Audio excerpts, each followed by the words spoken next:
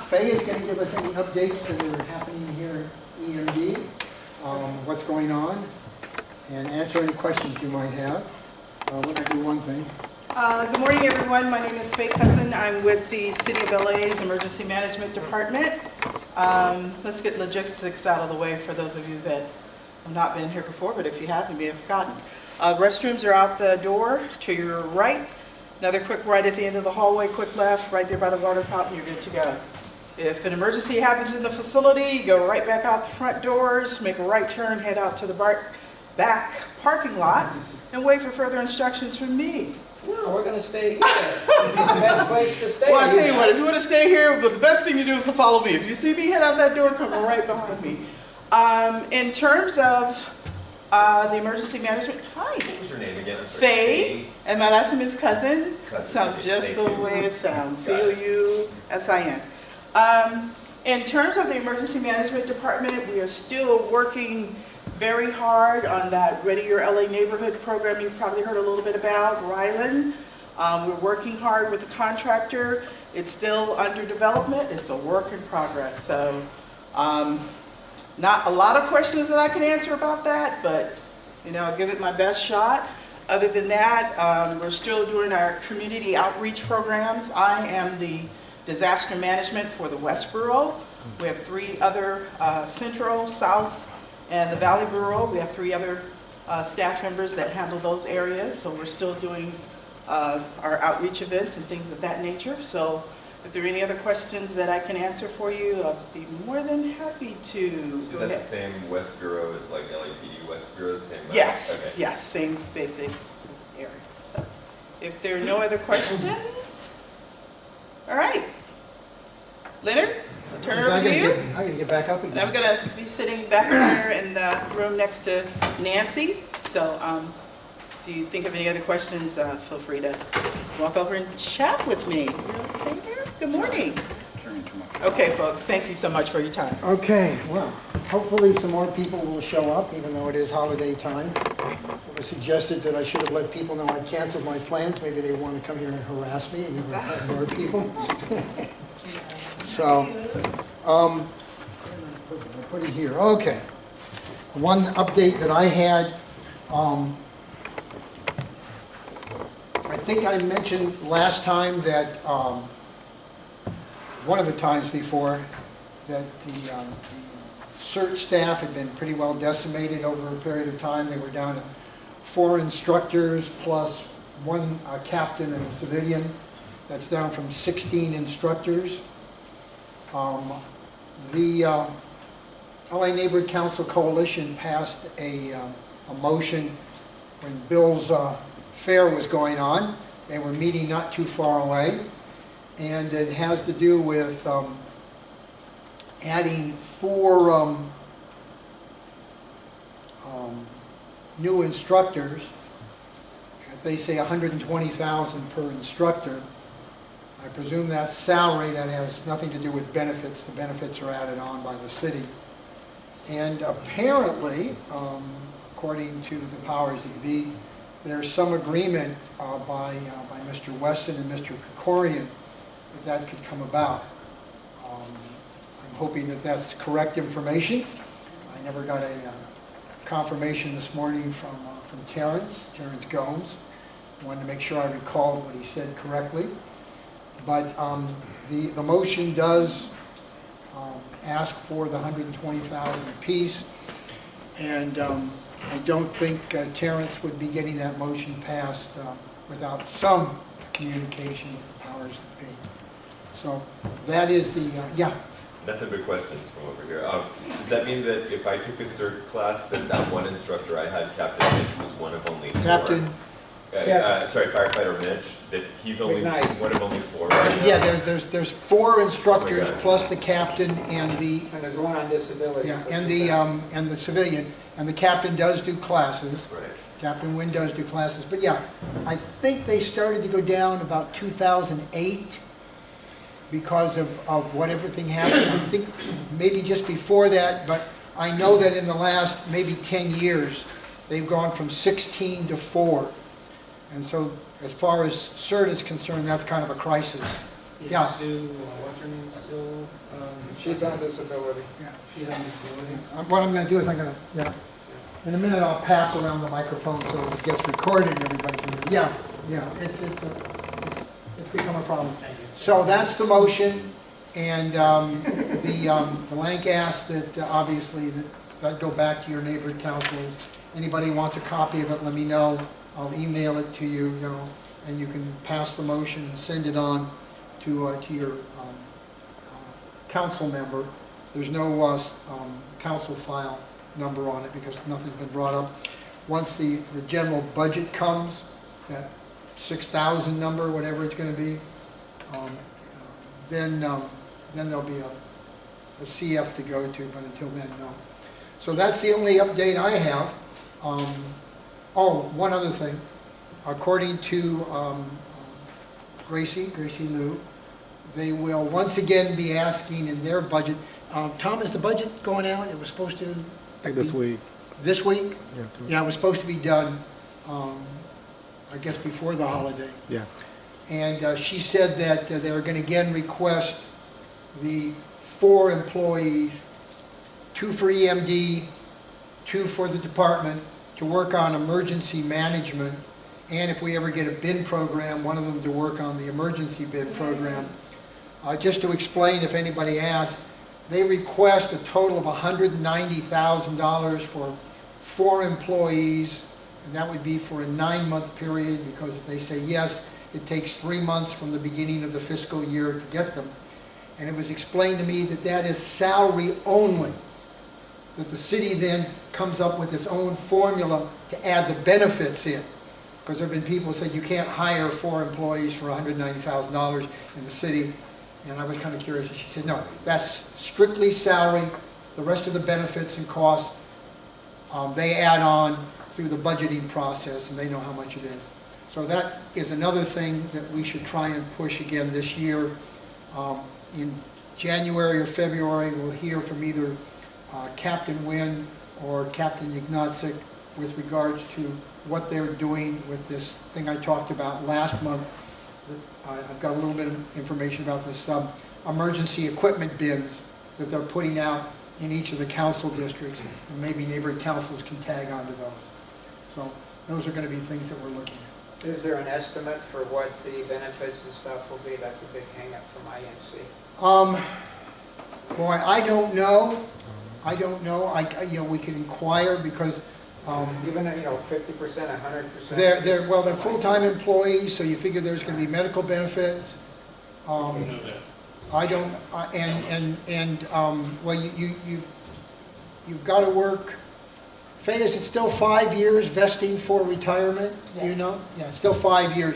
You got to work 5 years to vest for retirement with the city. And now city employees are putting in a certain amount every month towards their own retirement. They don't work the 5 years, they get that back, I guess. So yeah, the major things would be medical and retirement. I want dollar amounts, I don't want description. Yeah, I'll see if I can get that. Just a ballpark. I'll see if I can get that on a ballpark, what it would be, and we can let people know. It's not 100%. I can tell you, it's not 100%. It may be somewhere between 30 and 50%. I'm not sure anymore. Okay. Used to know more when my wife worked for the city. It was easier to figure it out. That's about it. All right. Okay. I don't know the way we've got it set up, and I had it set up for Bill to do his slideshow, and then Bob to do his tagging onto the slideshow and everything. Hi, we can use this, blah, blah, blah. It may be that the two of them at some point want to be here together and go with it. I guess you all got that email where Bob made comments and Bill replied. So there we go. Okay. Did you get an email I sent you this morning? No. You didn't get the CC? Okay, you will. I didn't know that you wanted me to present this morning, so I guess it's good that I'm late because I went back to the house and got it. Oh, if you didn't, I had it. Huh? If you didn't, I had it. You don't have my latest. Oh, I thought it okay. was No, I don't have your latest. You mean you've upgraded since you sent it? Yeah, I got a few more things. And Okay, go stick it in.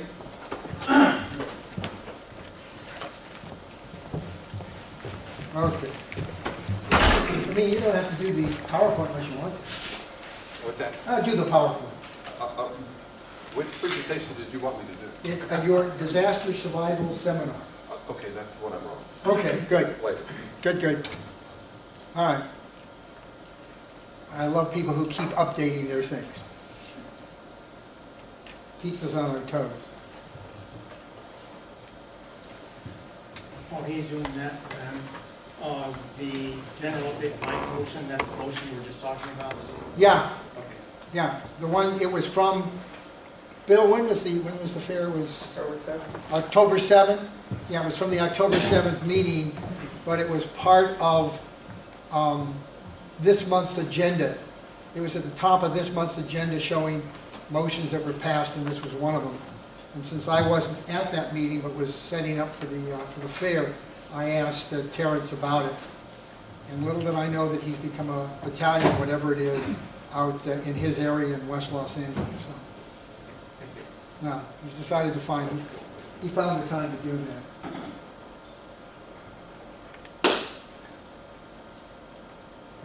Huh. Oh, his thumb drive looks as filled as mine.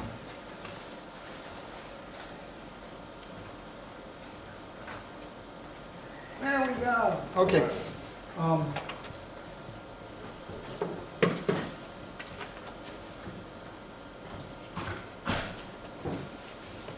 That should be on.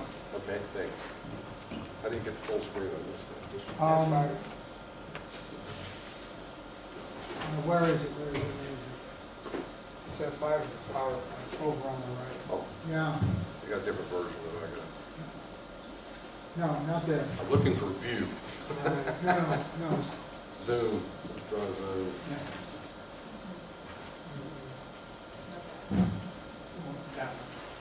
There we go. It's not quite That's full screen. full screen, but it's, So what you want to do is to get it less than 100%. hey, you here? There you go.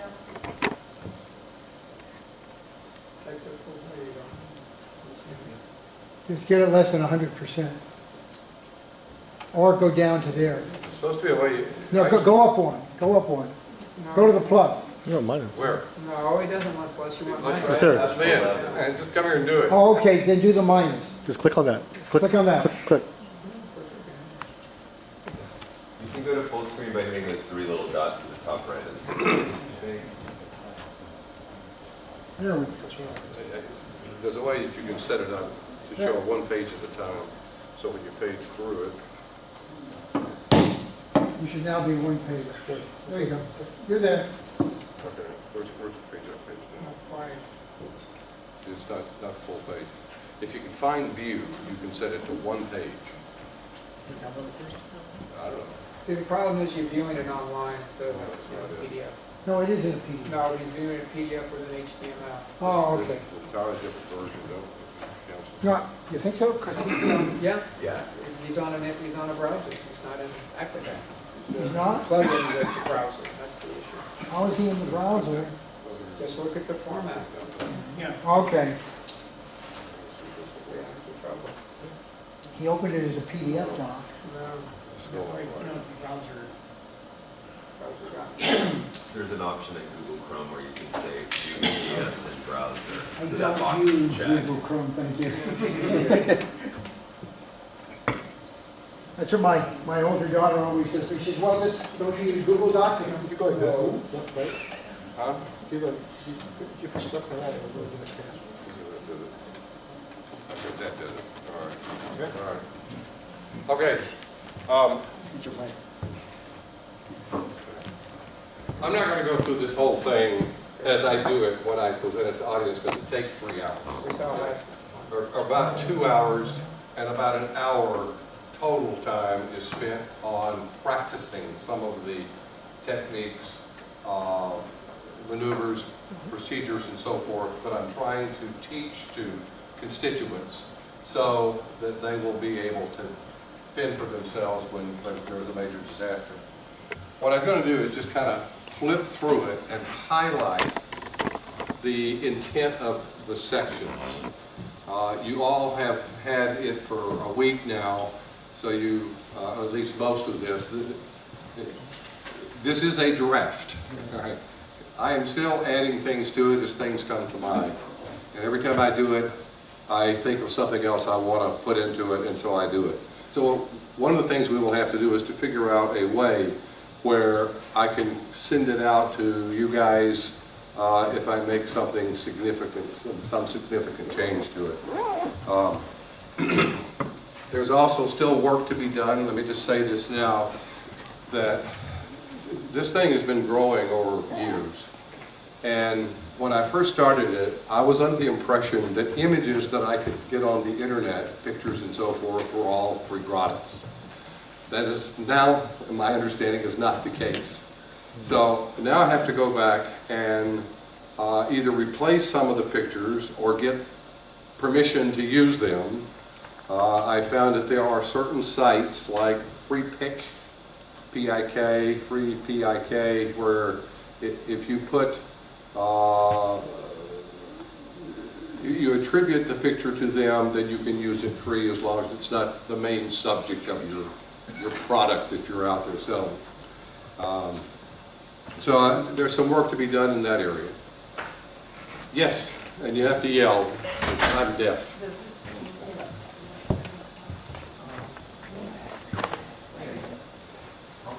No, is it working? It's working. Yeah. No, I was a suggestion because I'm a graphic artist. Wonderful. Snag it. Your name and Call it email Stokes. address is and phone number?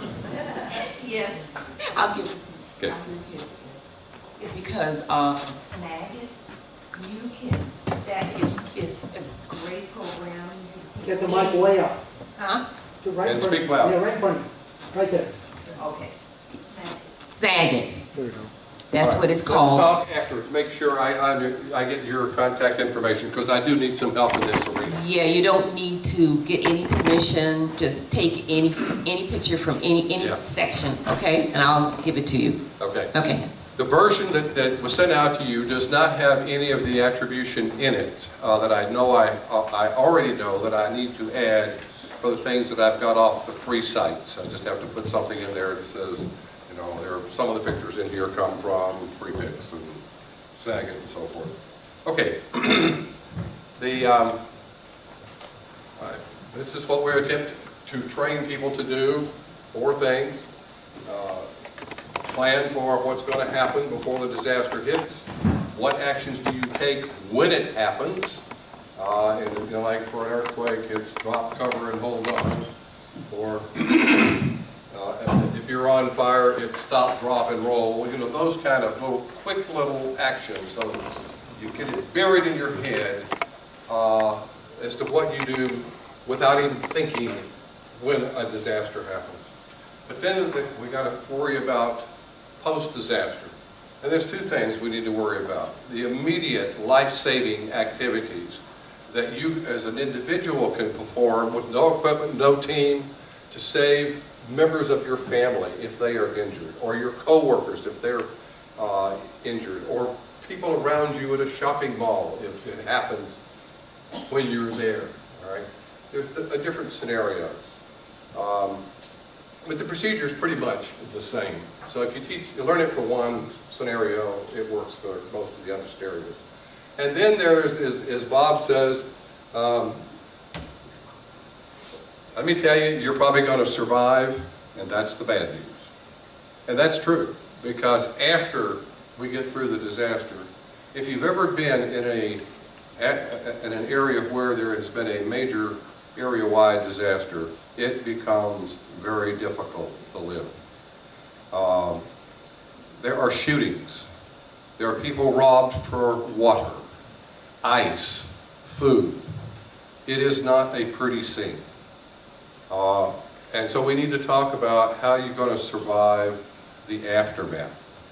And that's going to be important to everyone who lives.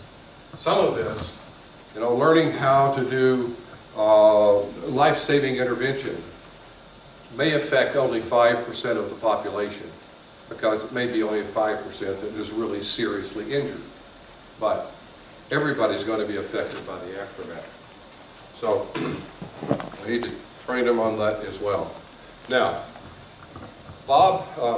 Ben Parks raised an excellent question the other day. We've had some email conversations going on. And he said, you know, Pope's doesn't have deep pockets, and that's for sure. So he can get away with telling people certain things to do, and even if they're wrong, which I don't believe they are, they probably won't turn around and sue me as an individual. But if we roll this out to neighborhood councils, and the neighborhood councils are an extension of city government, what kind of an exposure does that create for the city? Because the city does have deep pockets and is being sued constantly. In fact, the city settled a $14 million suit this past week over something that somebody didn't like how the police department treated them. Right? We lose a ton of money in this city to lawsuits. And that's one of the things that we need to talk about, or figure out, or have the city input to us how we deal with that. I don't have an answer. My answer to Ben's question was this, and just read it.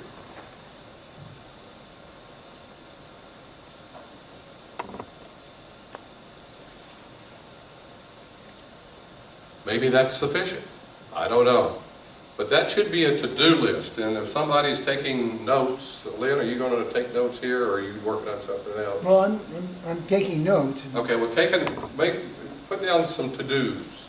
One of them is to get the city's input on how we limit the city's liability. That's going to take about 6 months. 12 pages. Yeah. We can cut through red tape. Okay.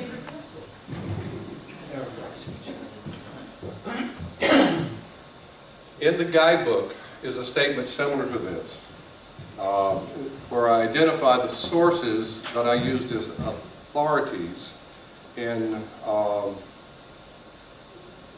justifying how I said things in the guidebook. But I also include the caveat that it may not be appropriate for you, your skill level, and the situation you're in, so you use it at your own risk. And the attorney that I ran the book by said that seems to be sufficient. Okay, you're warning people. I also state emphatically that I am not a medical professional, and that although the material has been reviewed by numerous firefighters and captains and emergency room doctors and so forth, it is not certified by any official state, local, or federal agency. Okay. We do talk about all these different kinds of disasters as being possible, but we don't spend a lot of time on any of them, on anything other than earthquakes, a little bit on how to protect yourself if there is a biological pandemic or attack, and it's basically shelter in place. I got one page on that. Most of the presentation deals with preparing for and dealing with earthquakes. I don't really have this added in yet as a separate topic, or this one. We do spend maybe 5 minutes talking about nuclear disaster because this is a definite possibility today from several sources.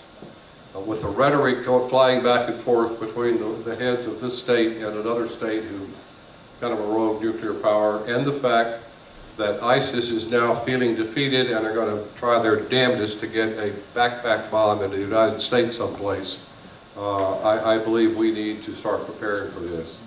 So I do spend 5, 6, 7 minutes talking on that. This is a one-pager, that's a one-pager, that's a one-pager. Civil unrest we do talk about toward the end. Earthquakes. This is what one looks like. This happens to be the one that hit Iran this past week, 7.3, which turns out to be the same size as USGS has now discovered is possible on the fault that runs right down through the middle of the city of Los Angeles. Not the San Andreas fault that's 50 miles away from center of LA, but the Newport Inglewood fault. It was thought for a long time that it was too short to create much more than a 6, 6, 4, 5. They've now discovered that very subterranean, very deep, there's a connection between a fault that runs all the way to San Diego. So they think it's now capable of a 7.2, 7.3. This is what a 7.3 looks like. Anyway, there's the San Andreas Fault. You can see we're right in here about right now. It's 50 miles this way. And you can see if you fly up to San Francisco, very visible out there.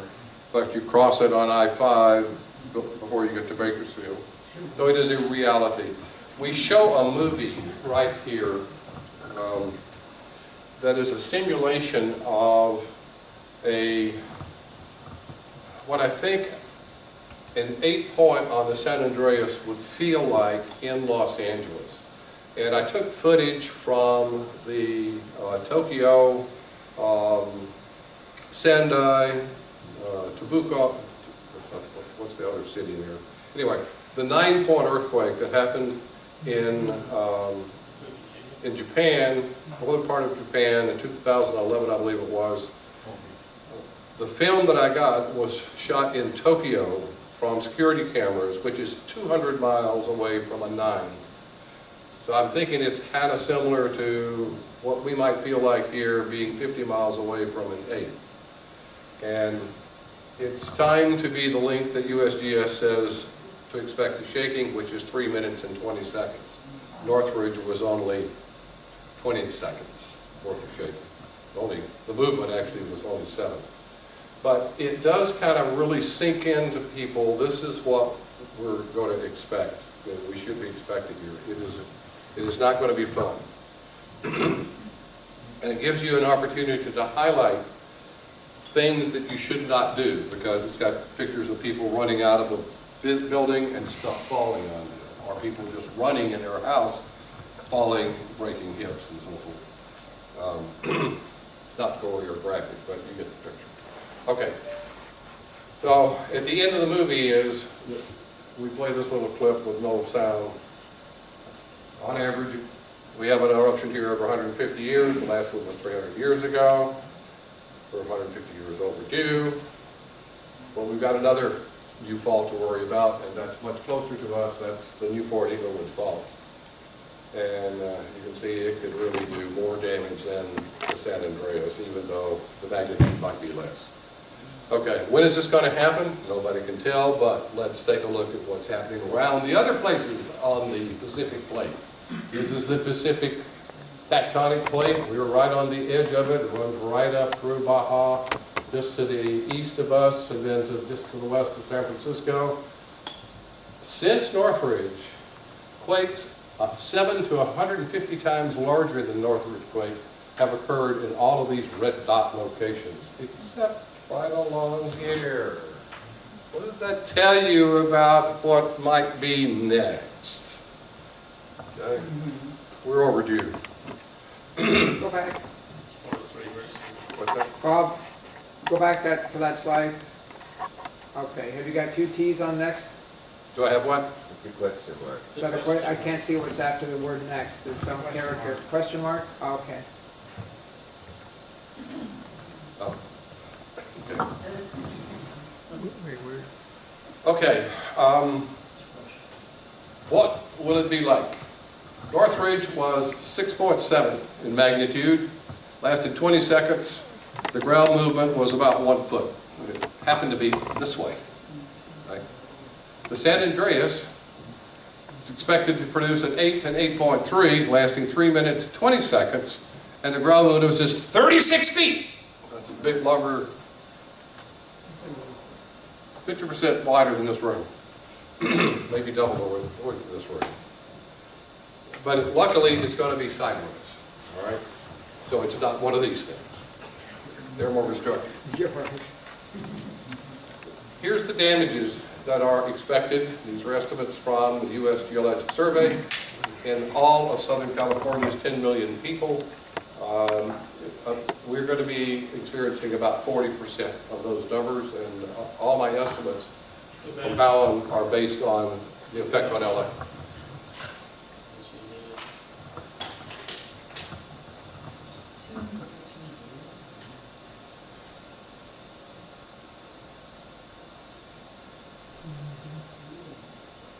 Okay. From here on, we're talking only the effect of a major earthquake on the city of LA and its resources. For instance, we have about 1,000 firefighters and paramedics on duty at any one point in time.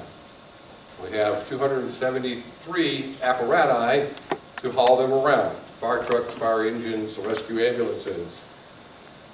The way that if we deployed, or if the fire department deployed the minimum crew to one incident, like a damaged house, that would be what they call a light force, which is an engine and a rescue ambulance. They would be able to handle 1.1% of the incidents that are expected to occur in Los Angeles during the golden day, the 24 hours that you really have to save lives. 1.1%. What does that tell you about whether or not you should expect them at your door if you could call 911, which you won't be able to? What does it tell you that maybe you should learn to do for yourself to save your family? That's what we're here today to learn. We must now prepare to take care of ourselves and each other. So let's talk about it. Pre-disaster planning. All right, I talk about how to harden your home, things you could do if your home happens to be built on a wooden foundation, rather than having a concrete foundation all the way up to the floor. We talk about some things that you can actually do to increase the chances of your house staying on its foundation if it is already bolted to the foundation, okay? By increasing the width of the washers on there. They used to use about 1-inch washers, now an 1/8 inch thick. They're now going to 2 by 2 inch square washers that are 1/4 inch thick. You get them at Home Depot for $2. We talk about replacing your old masonry chimneys that, as you can see, came off. Some of them actually went inside of homes and injured people, or would have injured people had they been up at that time of the morning, with prefabricated metal chimneys that are not going to fall off and don't have tons of weight coming through your roof. We talk about securing things in your home, such as tall furniture, how you secure it, what you need to secure it with, and how you find these. You want to make sure that the bolts that tie things to the wall, if they're heavy, go right into the center of the wood members behind the wall skin. And how do you find that? We talk about things you can use to secure furniture that's nice, and you don't want to have brackets or straps showing on the top or the sides of it. How to anchor things that can fly off. Things will become airborne. It can hit you in the head, cause some major cuts. Either remove them or anchor them. Things to have by your beds. You know, this is kind of stuff you've heard about over and over and over again, okay? But it just kind of puts it into pictures for the people and makes it sink in a little bit. Or so shoes, lights. Various ways to secure your cabinets. Things in the kitchen and the bathroom are going to come flying out. They did in my house, even in Northridge. I mean, I had all my china was in the middle of the kitchen floor. Had to replace everything. And I live on a very solid hill, right? But it's a mess. So there are various ways that you can use. We talk about those.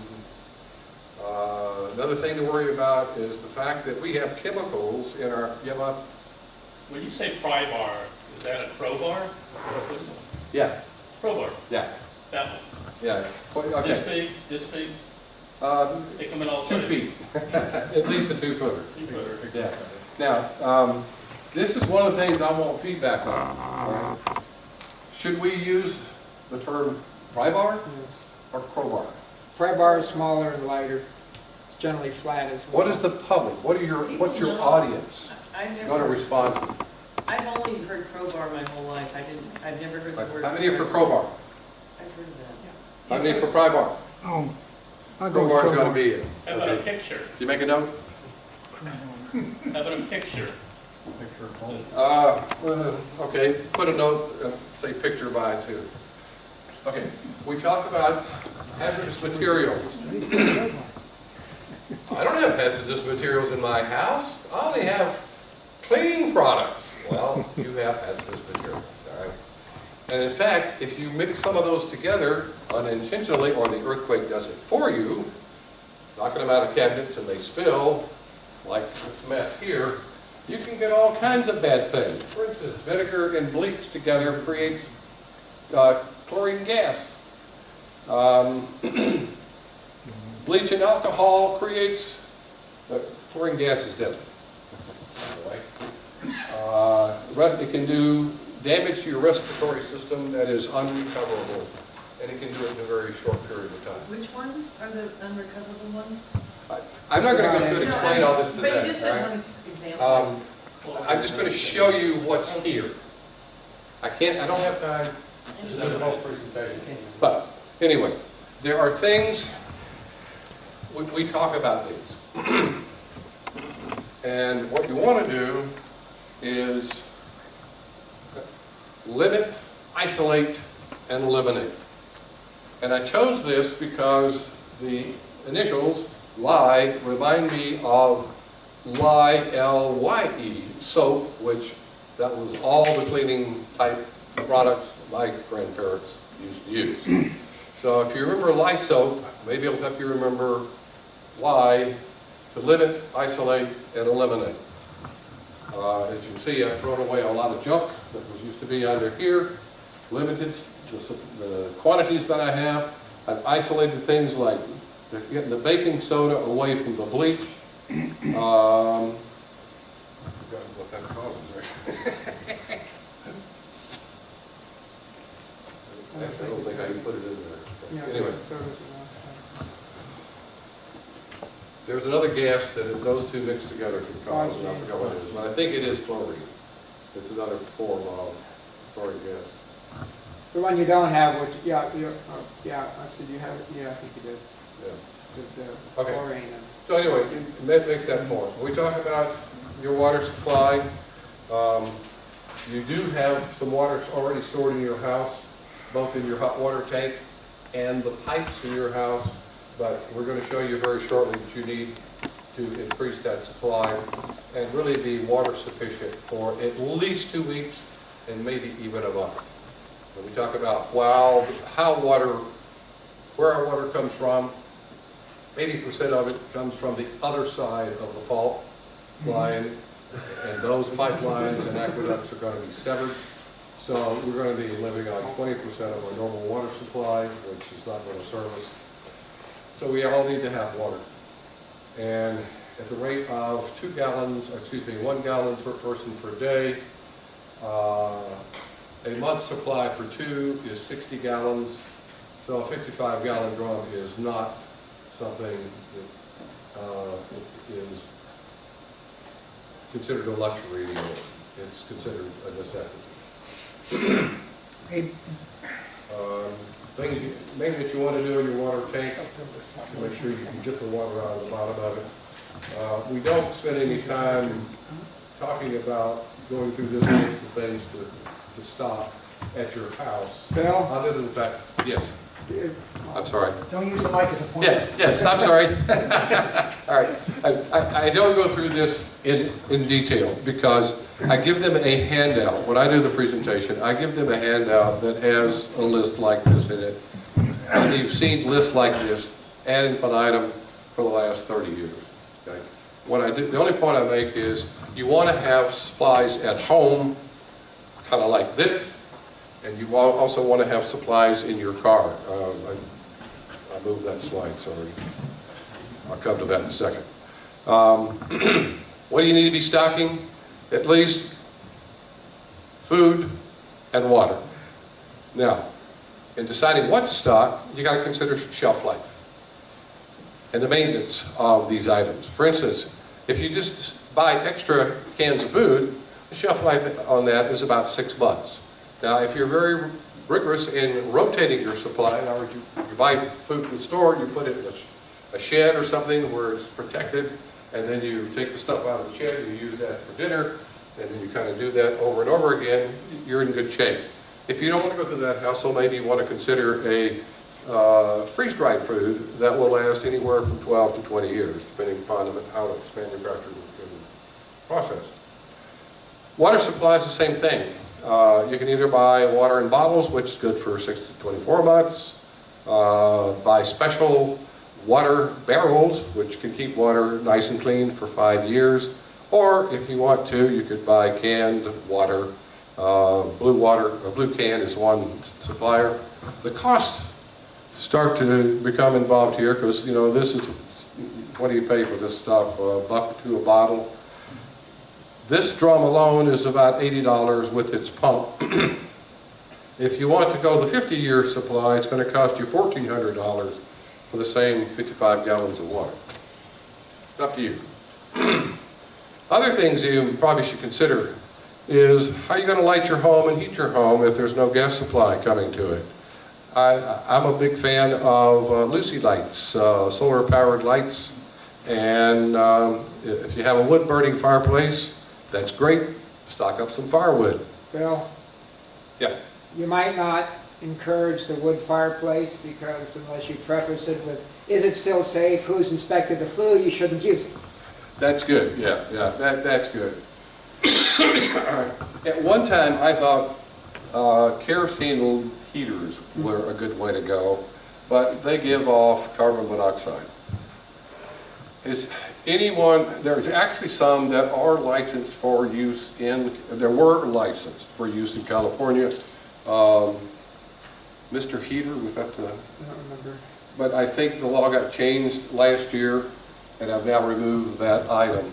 Does anybody know if putting a kerosene heater in your fireplace and let the vent go up would be a safe thing to recommend? I'm not talking about them anymore in my presentation. That's where most of the heat Okay. goes. If you have some input on that, contact me. My email address is billpope1@verizon.net. Okay. What Cody, how many know Cody London? He had a TV program called Dual Survival. He's a survivalist and an excellent author. I've got his books. He's got 2 books, 98.6, The Art of Keeping Your Ass Alive, which is more about how to survive out in nature. And he's also got one that I think I would recommend you buy, and it's called When the Shit Hits the Fan. And I'm sorry, the author again? And it's all about urban survival. And what's the author? What's again? Sorry. What's the name? The author's name again? Cody London, L-U-N-D-E-N.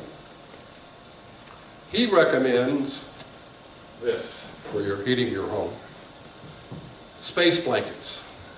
Mylar, heat reflecting, heat retaining blankets that you can cover your windows with.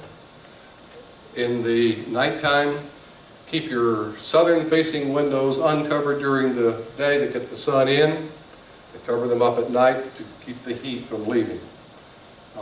Just the heat that comes off your body will be trapped in the room by these things. If there's a section of your house that is livable,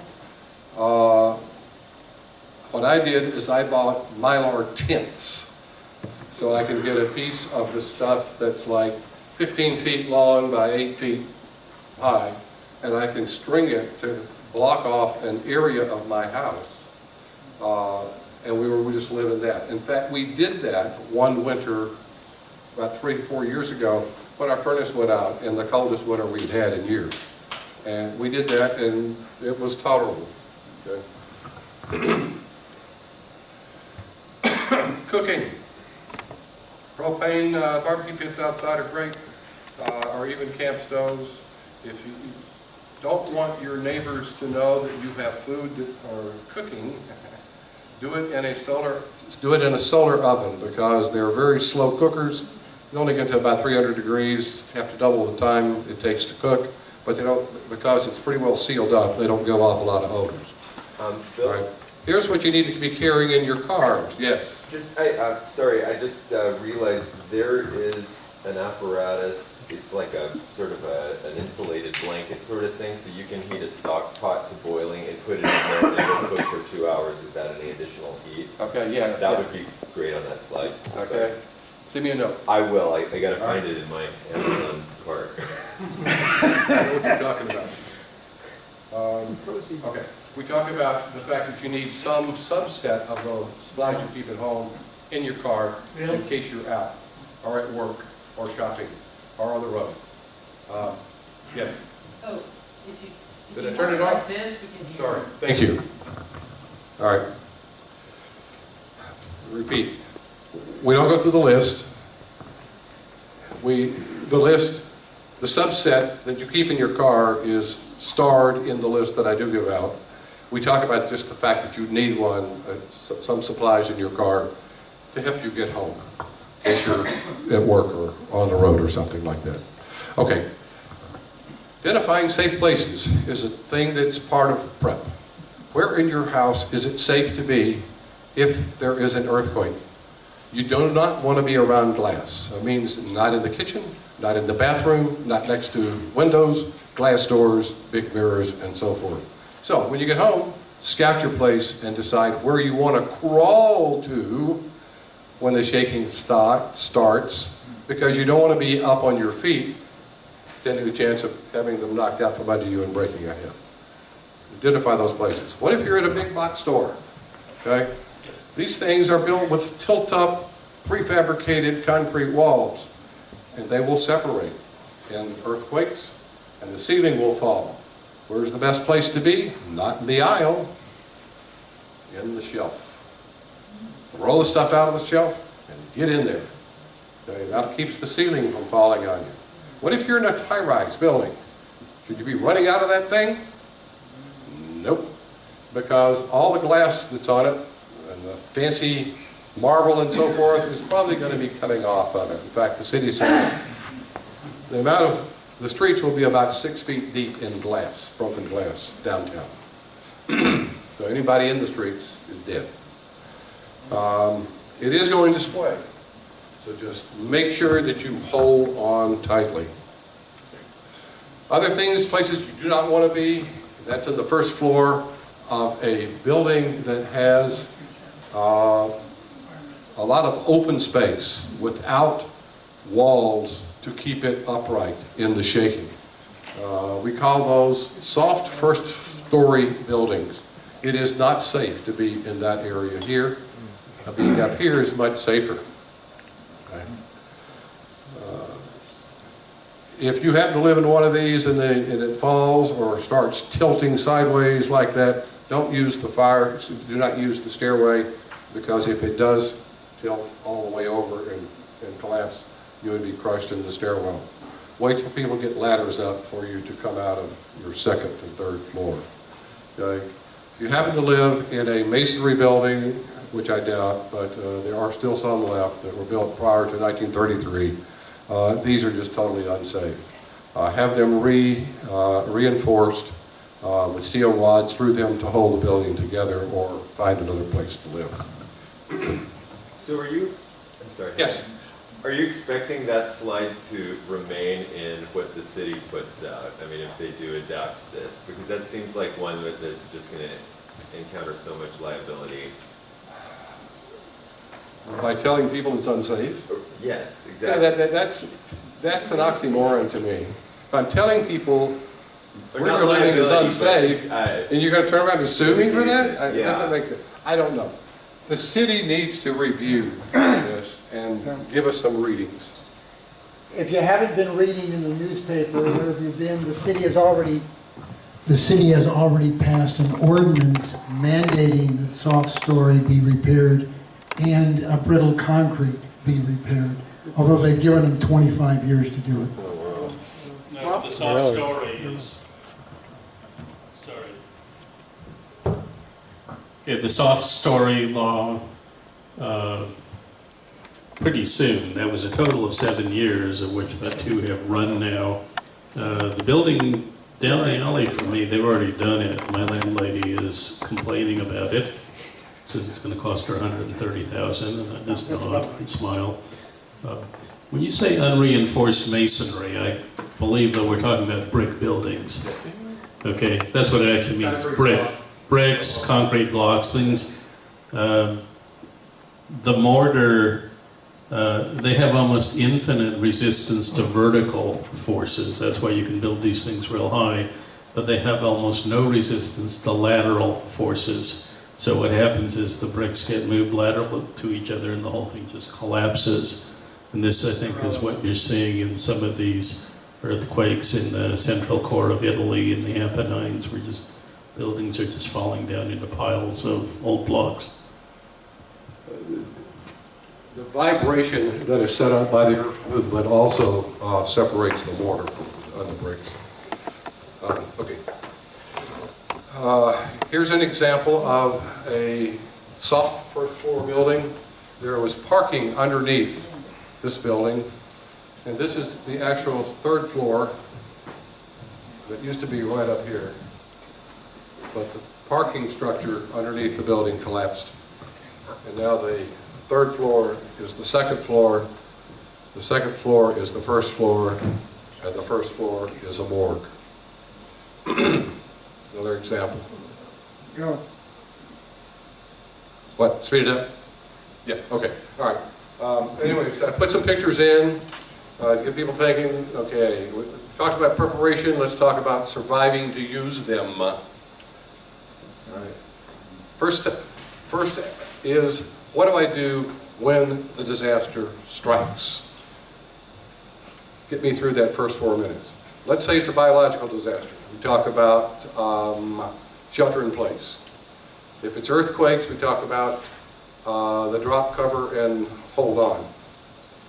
And it depends if you're inside of a building. If you're outside, you move away from the building and the power line. If you're on the road, you pull off the side of the road and stop. Okay? That's what I'm talking about for action items for the disaster itself. Hurricanes, this is my one slide on hurricanes and tsunamis. I got one on tornadoes. Nuclear events, this is where we spend a little more time because there are some possibilities. We could have a nuclear event from a power plant accident, a North Korean attack, or a terrorist attack. And let's look at the different sizes of these attacks that are possible. This is the size of the bombs that we dropped on Hiroshima and on Nagasaki. There were 15 kiloton and 20 kiloton. Terrorist attack, a suitcase bomb, is probably going to be anywhere from 1 kiloton, maybe up to 10 kilotons. For a while, North Korea, we thought, was only capable of a 10 kiloton bomb, which is about up to here, but they've now tested something that we think is about 160 kiloton bomb. You can see the other bombs that Russia have tested, but it's not the height of the cloud that you have to worry about, it's the area of damage. And there's two problems with nuclear. One is the initial blast itself will flatten a major part of the area. It will incinerate everything within closest to it. If you were to take I think this is 10 kiloton, yeah. 10 kiloton bomb will incinerate everything within a half-a-mile radius of it. Okay, this is now paper. It will completely knock down everything within a mile of it. Okay, this being the point of detonation. It could be a ground detonation or an air detonation. Then buildings will be damaged for about three miles. Glass being blown in, buildings warped, and so forth. If you're in this area, you're gone in a flash, literally, the flash. In this area, you probably will sustain non-survivable injuries. But in this area, if you know what to do, you can get a chance of survival. In fact, a high chance of survival of the blast. And you have some time to do it, to prepare. The blast shock wave, which is represented by this dark line here, radiates out from the blast zone at about the speed of sound once it gets through, once the initial 2 or 3 seconds of destruction is over with. So it could take 5 seconds for it to get from here to here, which gives you a total of 8 seconds to do something if you see a bright flash in the sky. Right? What do? You lay down with your feet in the direction of the blast. So the flying debris doesn't hit you on the head and in the vital parts, but maybe hits you on the feet first. Feet first, excuse me. Okay? If you happen to live more than 3 miles away from the blast and it's only a 10 kiloton, you might not have any problem at all from problem 1, which is the blast. Now we got to talk about problem 2. Problem 2 is the fallout, okay, the aftermath of the blast. For a 10 kiloton bomb, if it were dropped on the, can you see where this area is? El Segundo, this is Los Angeles Airport is right here. There's something important there that not many people know about. Los Angeles Air Force Base. Did you know we had an Air Force Base right in the middle of El Segundo? Yep. Yep. You know how long it's been there? It's the home of the Air Force Pacific Missile Command. I used to do work there as a contractor. This is probably why whoever did this slide, and I got to go back and get my notes and put the credits on here, picked that location. I thought it was interesting. They do too. It's not highly publicized. But this would be the blast area, vaporized, knocked down completely, uninhabitable, probably unsustainable injuries. This is the fallout area of the initial fallout, but the winds then carry it, the radioactive debris along with them. That's 10 kiloton.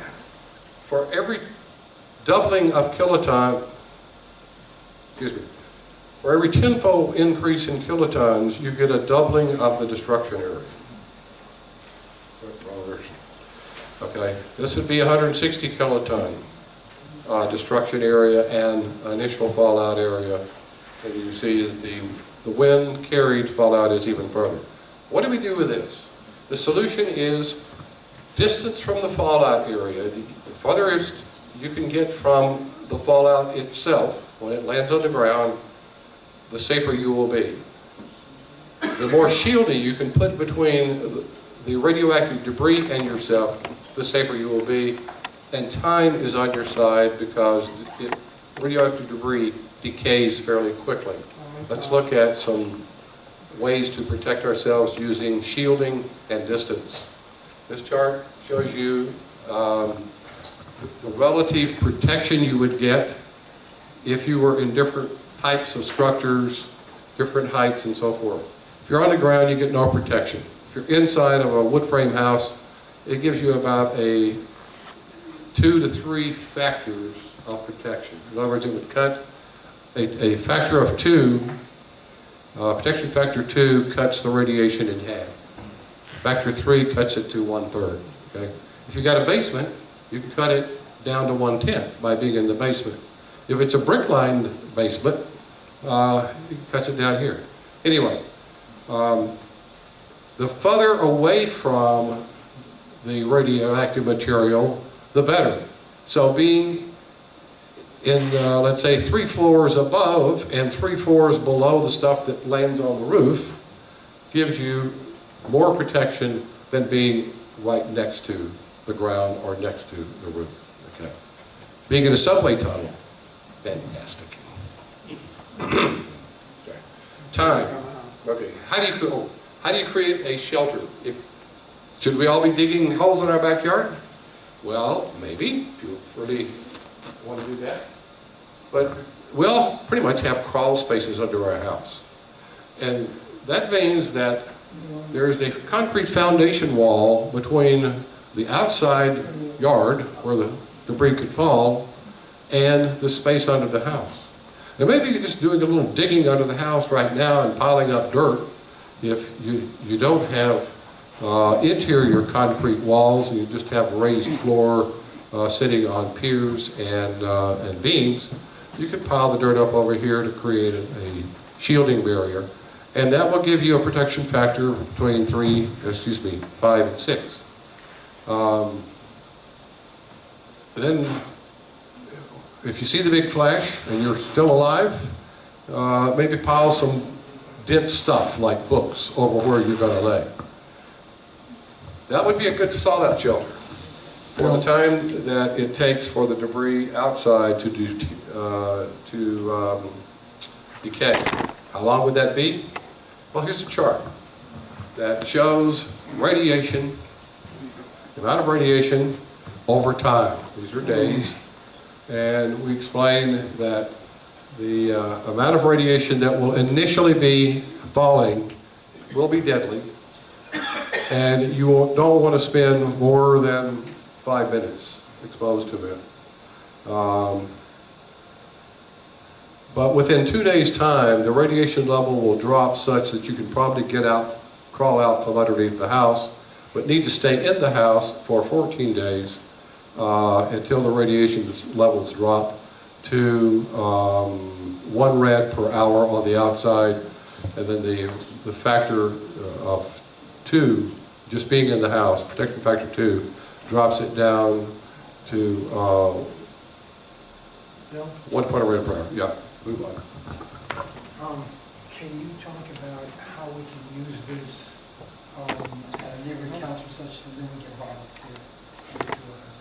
Because this is really well explained within the instance. Okay, all right. How would you use this? I don't see this as the selling tool for your neighborhood councils to get them to start doing it. This is what I see presenting to the constituents. Right? You have the neighborhood councils announce that they're going to hold a class or a seminar to give their constituents training in how to survive disasters on a Saturday or a Sunday, or after work if people get home in time to have a 2 or 3 hour session. You could use this to flip through it just to show them what's available to train your constituents on. But I don't see it as the tool to actually sell the neighborhood council on the need to do this. Maybe Bob's got that in his thing. I'm going to quickly flip to the end of this. Post-disaster life-saving is, we have about 4 minutes to save a life. And we could have aftershocks very soon after the main shocks, and if the house is damaged, it could be brought down in an aftershock. There's a zillion things you need to think about doing very quickly. I took them using process engineering and mean times to death and average time between main shock and aftershock, and I put things in a timeline. And then I came up with a procedure that I thought was easy for people to remember, and it's called, when the shit hits the fan, you go back to thinking about the basics. And each one of those letters of basics reminds you of stuff to do. And that's what this is all about. This whole section is about. Okay. It is sequenced based on mean time to death. Okay. I'm not going to go through here, but I think this is one of the most important sections in here. Again, this section helps 5% of the population, where the rest of the presentation can help 100% of the population. But if your family member is in the 5%, you probably want to know this. This does affect everybody. How do you know it's safe to be in your house? We talk about that. How do you manage utilities? How do you suppress fires? We're not talking about major fires, we're talking about stopping them, small fires before they become major fires. We do practice some of these things. In fact, we practice CPR. I teach that. I teach rescue breathing. I have mannequins that I bring that let you practice CPR and gives you feedback as to how well you're doing it. Okay. We're not talking about how to get people out of buildings. You only have manual carriers at your disposal. You have to do that. We practice things like putting people into the Haynes positions to manage their airways, how to put people in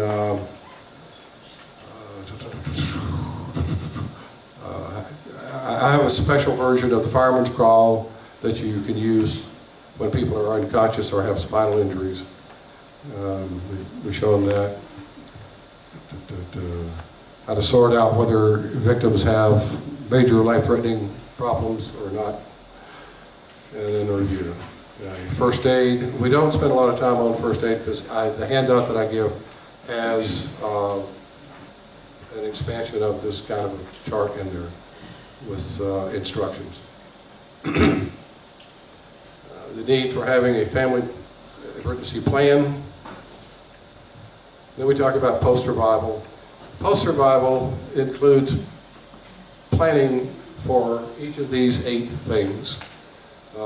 Yourself, what you should do to keep yourself from getting overly stressed, shelter, fire starting, water, food, cooking, sanitation, and maybe the need to escape if civil unrest gets too high. Now, in this section, some people say, oh, you've gone overboard because you're a survivalist. Well, yeah, I am a survivalist, and I do talk about, how do you build a shelter if your house is totally unlivable? How do you start fires? There are a variety of ways to do it. You can use magnesium strips. You can use a wrapper off of a chewing gum. You can use eyeglasses, a magnifying glass, or a bow. My favorites are these. Okay. If you don't have water, you didn't save enough, you can actually get it from the ground by digging a hole, putting plastic over it. The water that will come out of the ground will collect at the bottom of the plastic and then fall into some kind of container which you run a pipe to or straw and drink from there. You can create a solar still, blah, blah, blah. There's other things you can make. I don't spend a lot of time on this, but the idea is to expose them to things that they could do for themselves, and then you give them this presentation. If I do the presentation, I give them like a 12-page, six-leaf handout that doesn't have these pictures in it, but does have the essence of what we've talked about in the 2-hour lecture part of the course. Okay, water purification, here's the process that you would use depending upon the source of water. That chart is in my handout.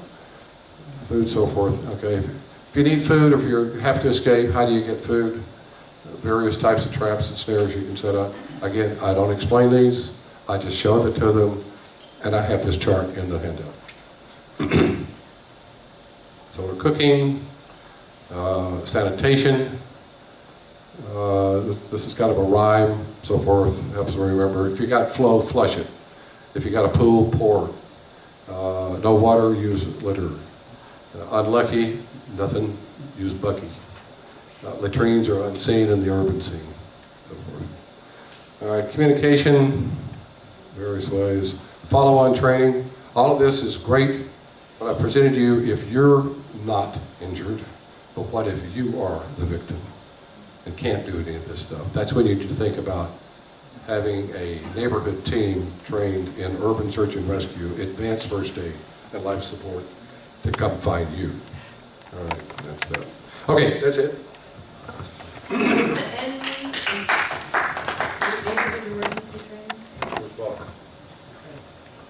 Thank you.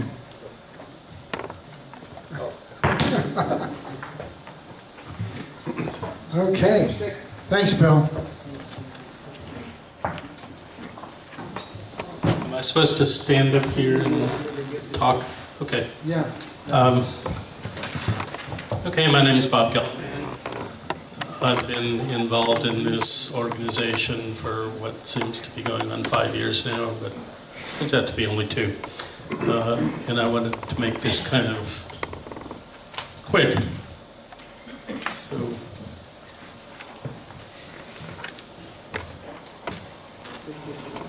I don't have any slides to show you.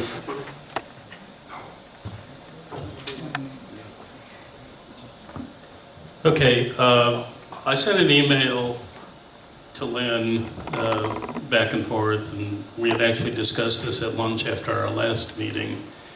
And what I did was I took, Bill, I think this is the front page of your outline, not the incredibly complicated spreadsheet, but just Goal 1, Goal 2, motion proposal to Neighborhood Council Emergency Preparedness Alliance, and so on. And Goal 1 says train constituents to fend for themselves if not seriously injured.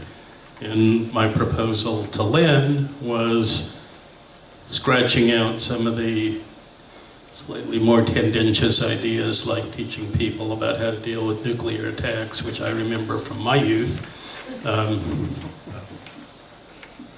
And I'm not real concerned about tsunami dangers, even though I do live in San Pedro. I think it's relatively minimal. Hurricanes, we haven't had one in a long time, etc. Tornadoes, I used to live in Indiana. I remember the warnings. I remember what mackerel skies look like. That's kind of scary, and so on. But the big deal that I think caused us to come into existence was what I now refer to as the Lucy Jones, the big one, the earthquake, the San Andreas Fault. Could be the Newport Inglewood Fault. There's other faults. I think of the local Earth's crust as sort of being like the shell of an egg, and you squeeze it and new cracks appear and so on. We find new faults, I think, every decade or so. But we don't know. Certainly Newport Inglewood, we've had earthquakes on. San Andreas, we've had earthquakes on. What does it mean that we're 150 years overdue? Does that mean that the stresses are releasing, or that everything is quote unquote locked and loaded, as the geologist said? Okay, so what I did was went to a lecture by Lucy. Is this thing working? Yeah. I went to a lecture by Lucy. Hello. I went to the lecture by Lucy Jones. How many of us in here went to that? Which one? Is it the one a couple of years ago? A couple of years ago, she went around to regionals. She came to the Harbor Alliance, and it was packed. And she talked for about an hour, and she shows what a city really is from underneath the ground up. And there's like, the foundation is all these pipes that run through there. And with a lot of lateral shaking, those pipes, which are already very old anyway, are just going to be broken into little pieces. And so the water that's in them will leak out, the sewage will leak out into the water that is leaking out, it will all be mixed together under the ground. Makes me nervous just thinking about it. And meanwhile, we'll be down on our hands and knees under a desk or something, holding on. Okay. That's one scenario. The other scenario is, hey, we'll go through our lives 50, 60, 70 years. It won't happen. It's already 150 years overdue. Maybe it won't happen in our grandchildren's lives. And okay, so we'll have a lot of backpacking gear and camping gear and so on in our cars and in our basements and so on. But what if it does happen? So what we have is a public psychological problem, which has been talked about a lot. And the idea of denial, my interpretation is, people think about that big earthquake, they think of what that horrible movie they saw, and oh my God, we're all going to be dead. So let's not think about it. Because we're all going to be dead. What's there to do about it? So that's where came up with the line, hey, the bad news is you're going to survive. Most of us are going to survive. Now that number of 2,000 dead, it's a pretty large number. It's not quite 9/11. It's a pretty large number. It's 1/2000th of the population of the city of Los Angeles. Very small number. Try to do that as in terms of a percentage, and it's going to be a small fraction of 1%. 55,000 injured.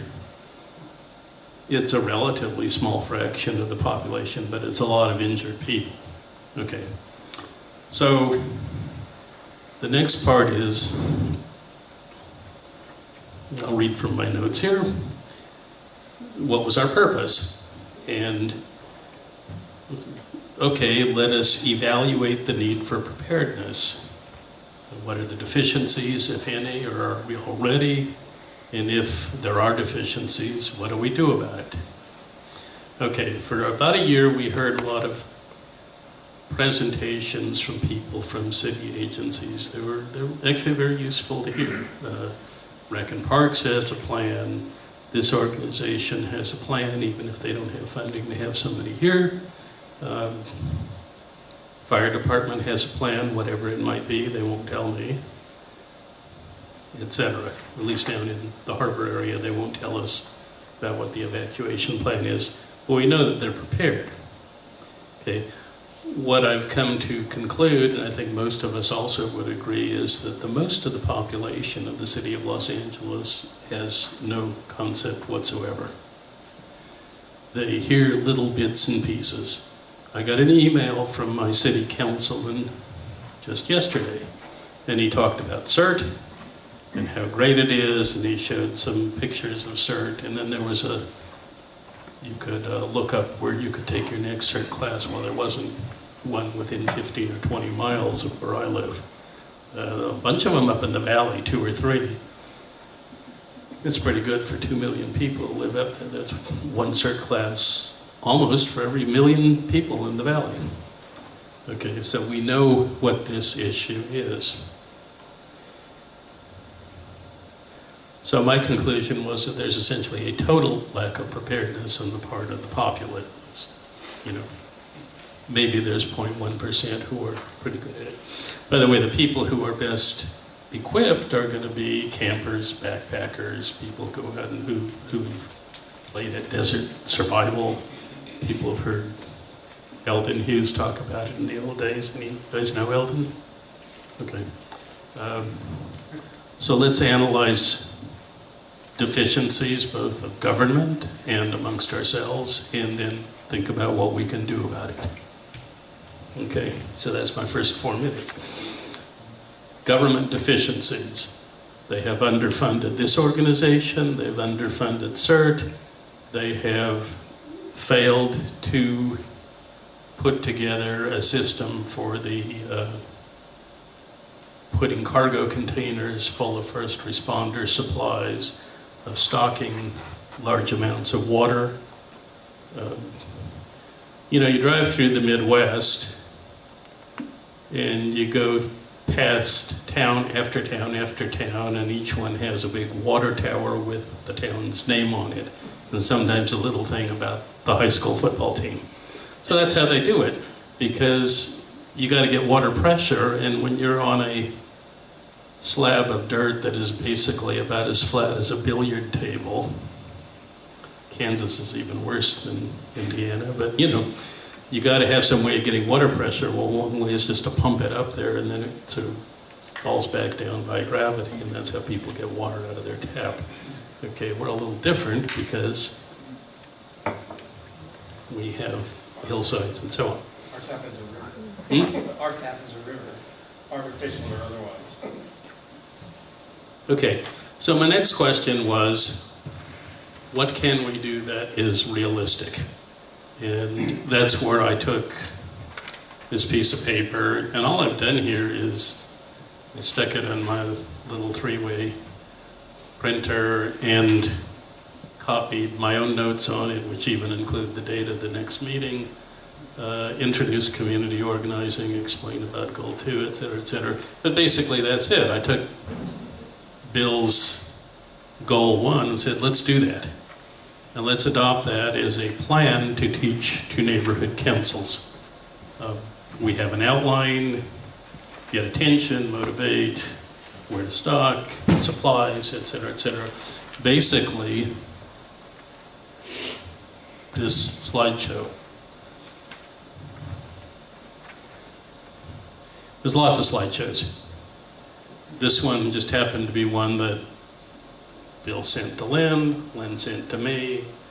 I think you all the rest of you got it. I went through it. Okay, this is pretty good. Survival, this is what's going to happen in an earthquake, this is how bad the shaking is going to be, this is how people are going to be hurt. What do you do about it? tell you a story. I was sitting looking at the computer, which at that time was an AT 280, whatever it was. It was the next version after the original IBM piece. Just It was right after the XT, it was the AT. And I'm looking at it, and I looked out the window, which was a small window, and everything went blurry. Microphone, am I having a stroke? Everything just went blurry, and then it came back into focus. And while that happened, I heard a big crack, and the building shook a little bit, and I realized, my God, we've had an earthquake in West Lafayette, Indiana. Wow, that can't happen. We just had an earthquake. So me being the California transplant that I was at the time, I walked around and started taking centrifuge rotors off of shelves and stuff like that. I don't know if you know what a centrifuge rotor is, but it's a big, heavy titanium thing, and if it fell on you, it would shatter your leg. And so I started, looking around and doing bottles of benzene, and bottles of alcohol, bottles of other horrible things, and and making sure that they were in a safe place, in a cupboard. And then I discovered later that in the Midwest, it's possible to have an earthquake that's one single jolt and it just doesn't happen again. Weird, because we are used to the fact that you get an earthquake, you get foreshocks, you get aftershocks. Aftershocks will go on for weeks. Okay? So, what do? My proposal was this organization, which we call the NCEPA, which I still can't pronounce, and it's very hard to even type. But this NCEPA should do a couple of things. First of all, I'm going to do a little segue here. Any of you seen Anton Chekhov's play Three Sisters? Somebody has. I just saw it last night and the night before. Okay, basically, the three sisters, they moved out into the countryside with their dad, an army officer. They lived there for 11 years. He died a year ago. And they desperately want to move back to Moscow. They want to restart their lives. And they talk about things and they talk about things and they never get it done. And at the end of 4 hours of drama, they're still not going back to Moscow. And it's a sort of a nice analogy, which is, it's time to get it done. Okay. So my proposal, which I sent to Lynn and said, yeah, good, let's talk about it, was that we start teaching Goal 1 to the neighborhood councils. We use this as a way of starting out the process. And I'm going to be the first to, get down on my knees and say to Bill, yeah, you're right.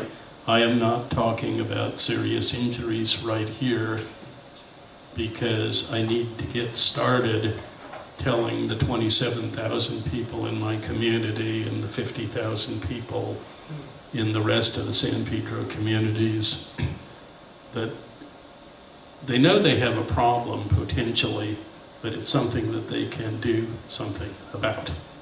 And so, the motivational part, you're going to survive, but you're going to be damned uncomfortable, and there's going to be some injuries and so on.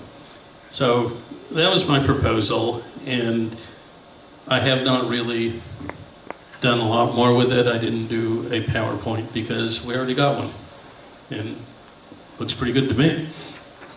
So why don't we do that? Why don't we, as the NCEPA, say, okay, we have a plan. And our plan is to go out to neighborhood councils and invite neighborhood councils and ask neighborhood councils, let's start talking about emergency preparation at a couple levels. One is stocking up on water. Why do I say stocking up on water? Because that's the last thing Lucy Jones said to us in her lecture, which is the first thing is you got to get water because without water you die, just like that. You might survive 3 days, but those last 2 days are going to be pretty uncomfortable. And part about stocking up on food, the part about stocking up on prescription medications. I won't ask how many people in this room are diabetic, but I'll hold up my hand. Yeah. You know, and how many people have high blood pressure, et cetera, et cetera. So,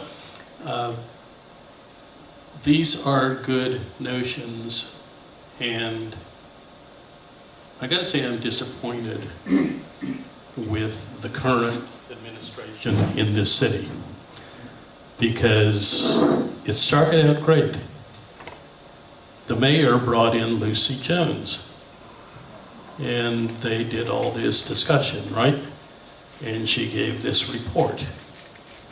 And the city council did something useful too. They did something that didn't cost them any money, but it turns out to be one of the most productive things. What they did was to pass the law that says all those soft-story buildings have to be retrofitted, and that the concrete buildings, which we didn't realize at the time, are real death traps. But a concrete building is almost like an unreinforced brick building, because you have all these different layers of concrete.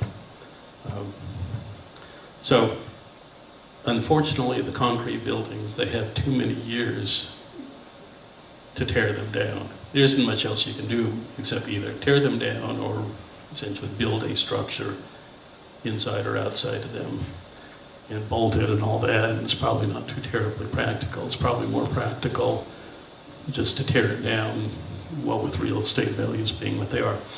So we have, number one, a solution in terms of soft-story buildings, which we didn't even have to do, the city council did. And they've signed it into law, and my landlady is already telling me how much it's going to cost her. This is a good sign, because she's going to do it next year, and the people down the block have already done it.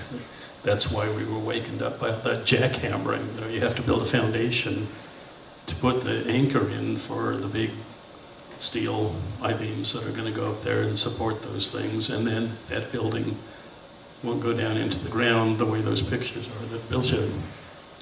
Okay, so realistically, my proposal is we start with goal one, then we make it our proposal. We propose it to the city, to Dunn, to ourselves, to our regional groups, to Link, and so on.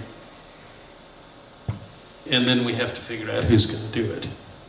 There's about 20, 30 people in this room right now. We've had as many as 70, I believe.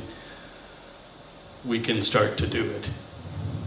If not, well, Bill can train us, or somebody. Most of the people in this organization have had CERT training. I'm not sure how good that's going to be, but in terms of the motivational stuff, I think we can do that.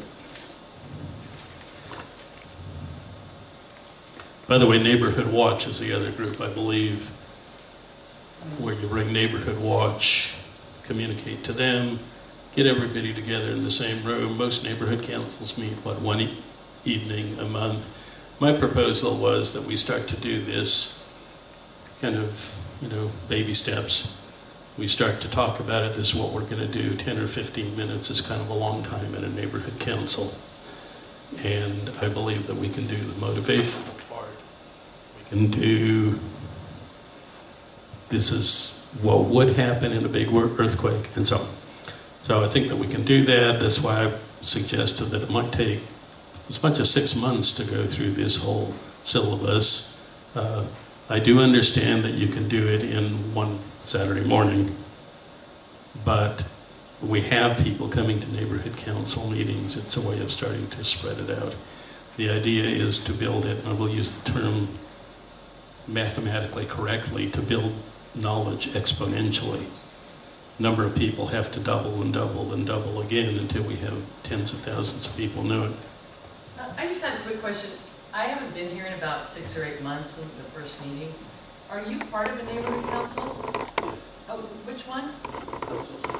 Coastal San Pedro. Okay, because you didn't introduce yourself, and I didn't know who you were. I thought, okay. I've been wondering this whole 15 minutes. Okay, thank you.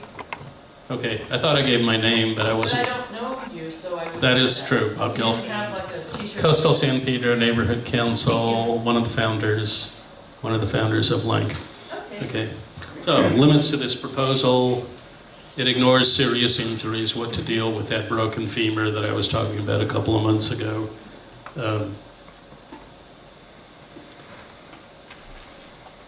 And I think that's a serious limitation to the proposal. I will concede to it immediately and hope that eventually we figure out a way to deal with it in a way that works for 4 million people. Okay, next thing is the so-called Map Your LA, Jumpstart. Sorry, I'm going through in the historical order. Ready Your LA Neighborhood. You missed a couple. I've missed a couple. Okay. I have a concern with it. I will introduce it to the public. I will tell them about it. And then I will try to figure out how 72,000 people in San Pedro will be served by Ready Your LA Neighborhood at level of 30 to 50 people per meeting.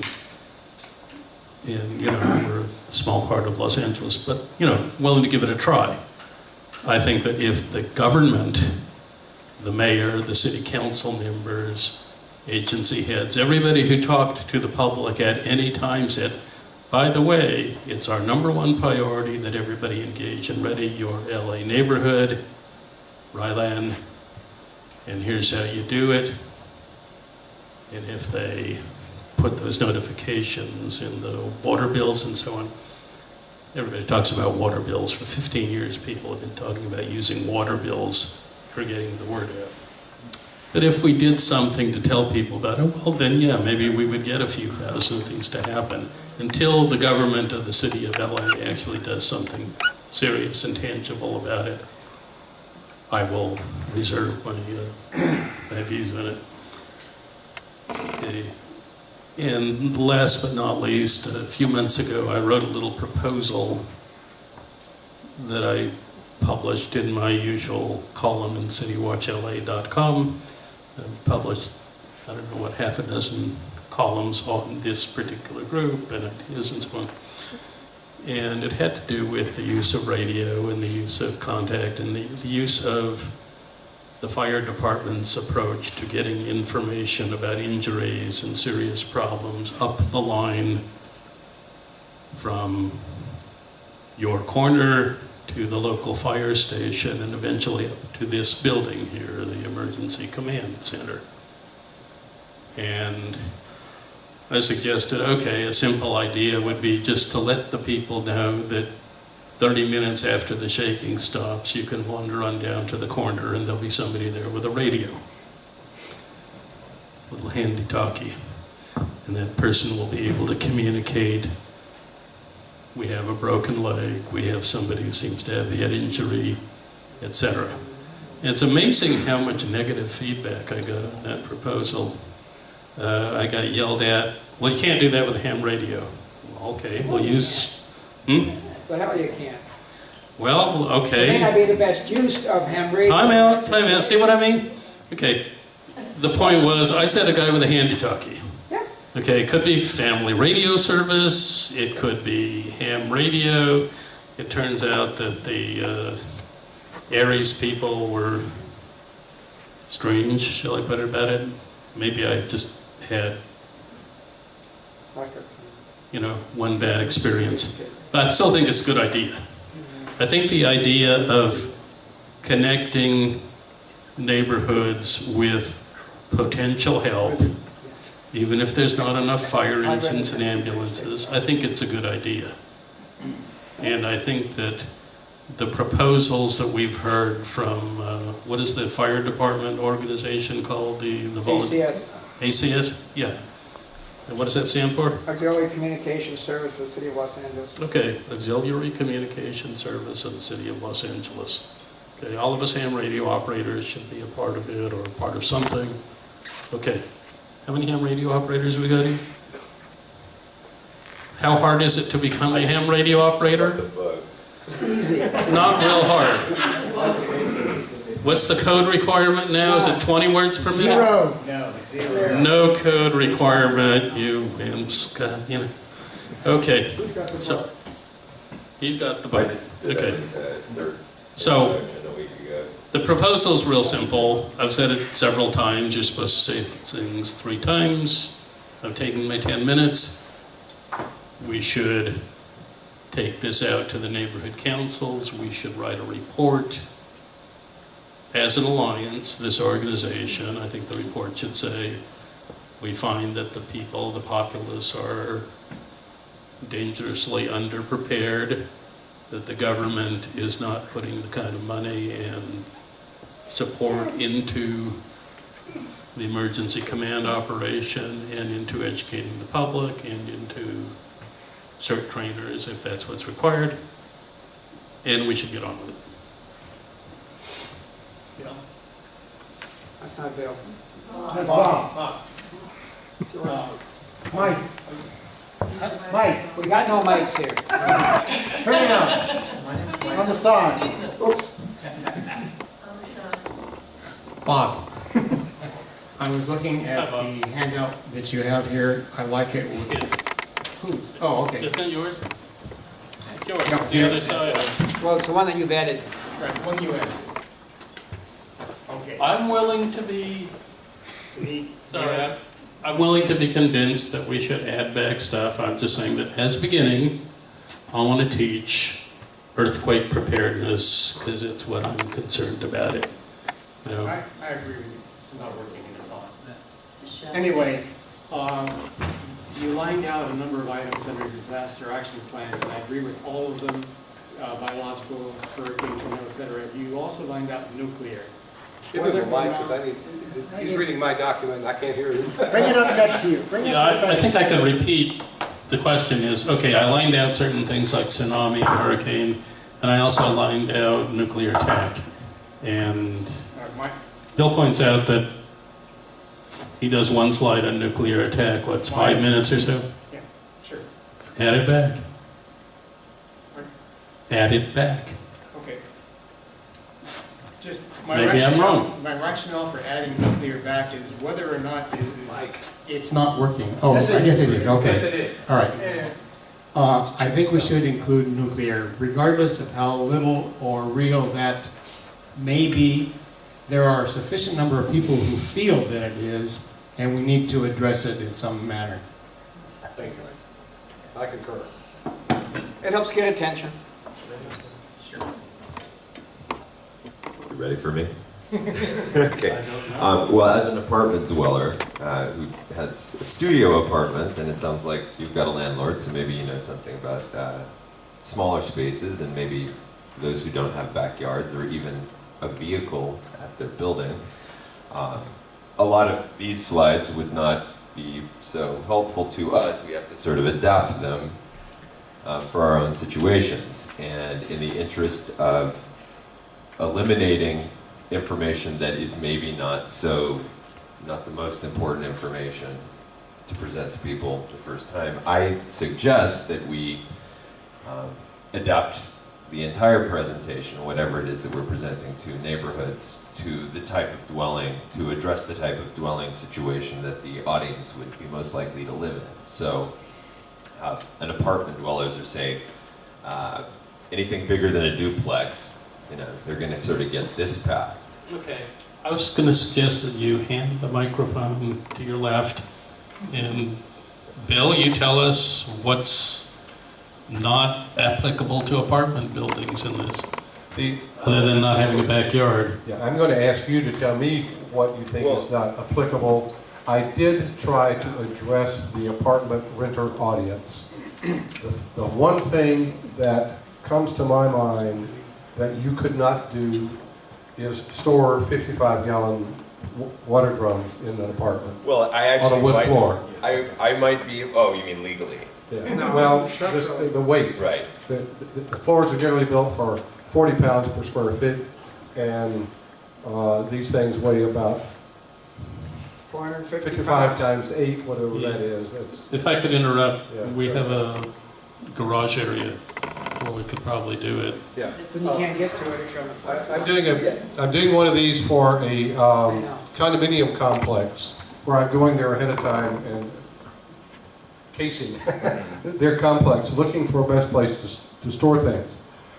The condominium complex becomes a city block in an earthquake. And my recommendation for condominium complexes is that you pool your funds and you buy supplies to support everybody in the complex, because then you can lock the doors and keep everybody else out. That is going to be a major problem. Yeah, on that line, because of Neighborhood Watch in my area, talking to one of the condo managers, where their entire condo complex of 90-some units are part of the Neighborhood Watch. They have stored, they have suggested, they have been putting together emergency supplies for the entire complex. A lot of stuff for 94 complex, 94 units or so. But they have been doing just that, and they're going to hopefully have them available for everybody there. You know, another point is that the apartment complex as a whole will definitely have some place where things like water could be stored. And this is potentially an item for city government to deal with. Even a small 20-foot bin with landscaping around it. Bob? Like a cargo bin or a trash bin? Yeah. Small, well, you know, the size of that wall. Oh, hi, I'm Sherry Darrow-Hunnian. I was on Port Ranch Neighborhood Council for 3 years, and I'm now in between neighborhood councils, but I'm very active in my community. I just moved to Granada Hills. But the point isn't, oh, is it a condo? Oh, is it an apartment? Do we do for the whole floor? Do we do for the 96 units?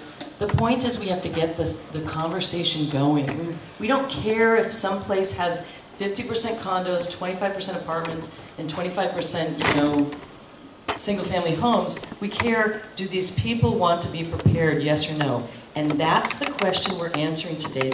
The answer is yes. And the second question is, we have to get the city off their rumps and get some money to it and have the people in this room exponentially spread it. Whether, let's say I'm in Granada Hills or Port Ranch, I'm not just going to do it for mine. I'm going to go to Vank and have 34 neighborhood councils get their stuff together.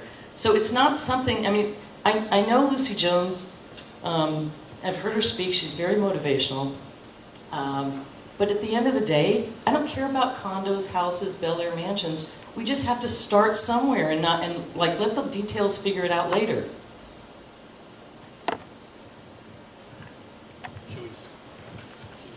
Right? Very short. I like your plan. I think we ought to do it along with your slideshow. I'm talking. There we go. And I like it with your slideshow, and I think it's a great idea. And I think this group ought to endorse it.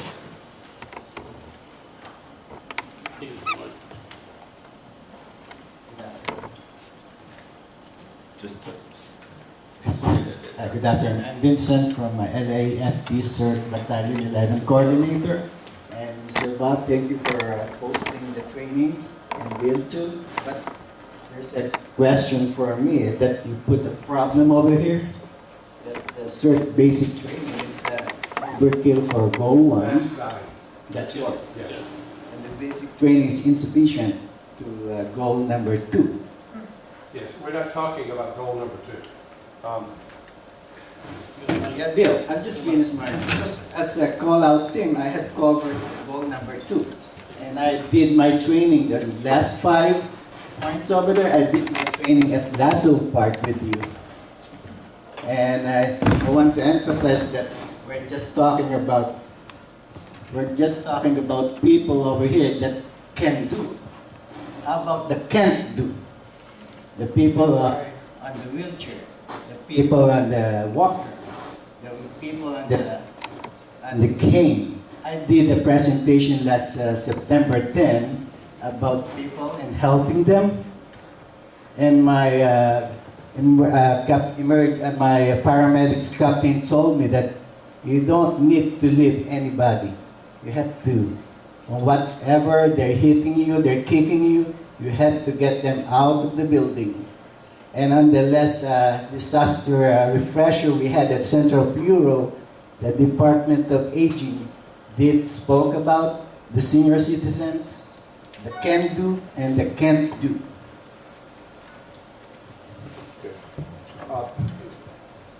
First of all, what we're talking about in this meeting is goal one of the strategic planning work that we've been doing, which is, goal one is train your constituents to fend for themselves. Okay? That will benefit the majority of people, probably 95% of the people in your area. It's only the 5% of people who are seriously injured that need more than what a presentation that we've just gone through can do for them. That's where you need a real search and rescue team trained in advanced first aid, better patient extraction methods than manual carries and drags. Okay, you need to be training people in how to do rapid trauma assessment, which is hinted at in CERT training, but never actually described or taught. You're told not to move a person who you suspect have a spinal injury, but you're not told how to find out whether they have a spinal injury. You're told to drag people out of a building, which is appropriate if we had an earthquake right now to get people out of this building that we're already in if they cannot walk out under their own power. But it is not appropriate if you're going to go into another building 30 minutes to hours after the event and drag people out by the same broken limbs that are preventing them from walking out on their own. You will get sued. So the CERT program was originally, the CERT program has gone through a lot of modifications. Okay? The original concept, and Dan over here can tell us because he knows Chief, what's his name? Dan, and Dan Hensley. Like you said, the concept has changed. I'm not familiar with CERT, what I call the modern CERT. I don't believe CERT has a board of directors. I was an officer in the board of directors of CERT when it started. It started in '85. That's when we became aware of it. We offered to come in and, as you know how the fire department works, they didn't want any of our expertise at all, and they still don't. And we had some to give at the time. Frank Barnes had the concept, and I just talked to him right after the meeting that Bill put on. I had a few minutes to talk to him again. It's been a number of years. He got into security for all the Olympics, Seoul, Atlanta, LA, and his concept was, as it is now, CERT was to take care of yourself, your family, at work or at home. That was number one. And that hasn't changed. But he went a step further, and the concept was once you were okay in your home, business, or street, you reported to the local fire department. The captain of the fire department, when you reported, became a chief. Each fireman became a captain, and you became the fireman, and then you went out into your neighborhood.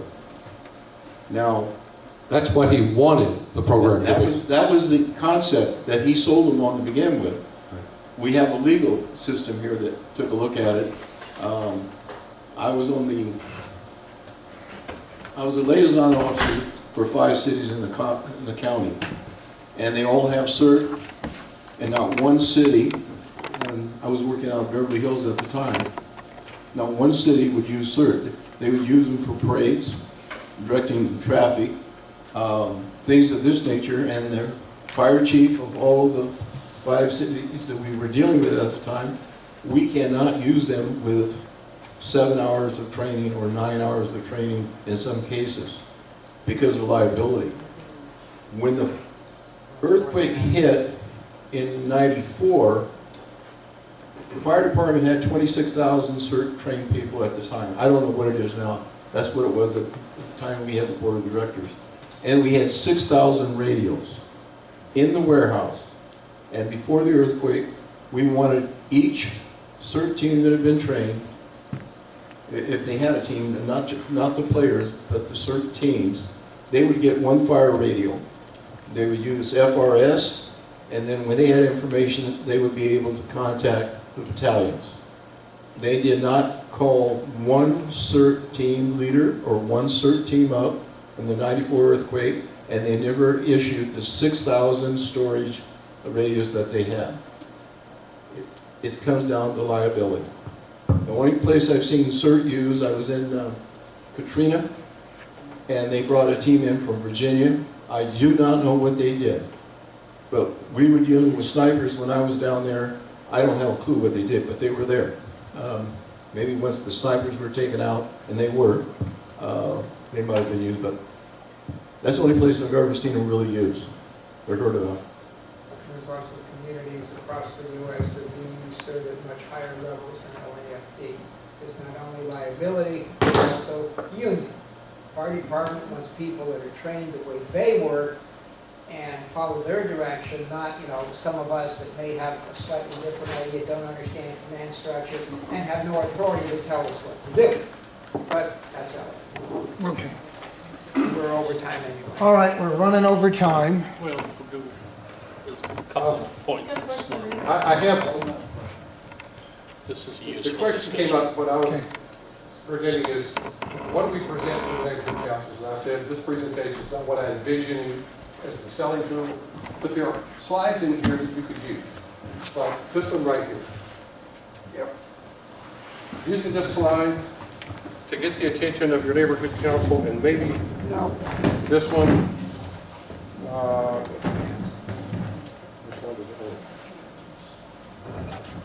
Bill, I think you're selling yourself short. I think it works pretty well. I think everything's good, and the councils would skip the ones that don't apply. okay? Those two alone would be a good selling tool. One additional point. Can I do this? Okay. I keep hearing talk about liability and rules. I should point out that I come from a family of plaintiffs' attorneys. They sue people, including doctors, and so I'm all in favor of plaintiffs' attorneys. But the argument gets kind of ridiculous. We're not talking about the landslide in San Pedro that affected essentially nobody except it took out a road. And we're not talking about a mudslide or the dam bursting over in Baldwin Hills. These are of limited scope, and the professionals that we have are more than capable of dealing with them. And it's probably also true of even of pretty large brush fires. If they wanted large public volunteer presences, they would, number one, ask for them, and number two, train them. And they actually do this with prisoners, which can be a little dangerous to prisoners. Okay, but it is time that we got around. Go ahead, Bob. Okay. The idea that your neighborhood council can buy a bunch of radios, but you can't take one home with you is ridiculous.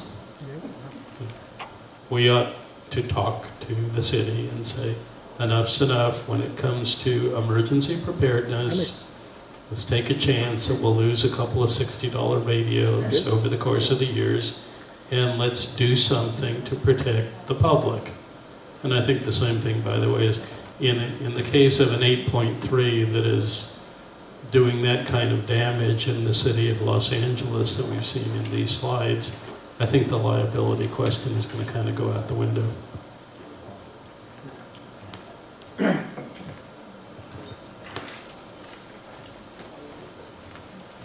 Granada Hills South End Bid Council.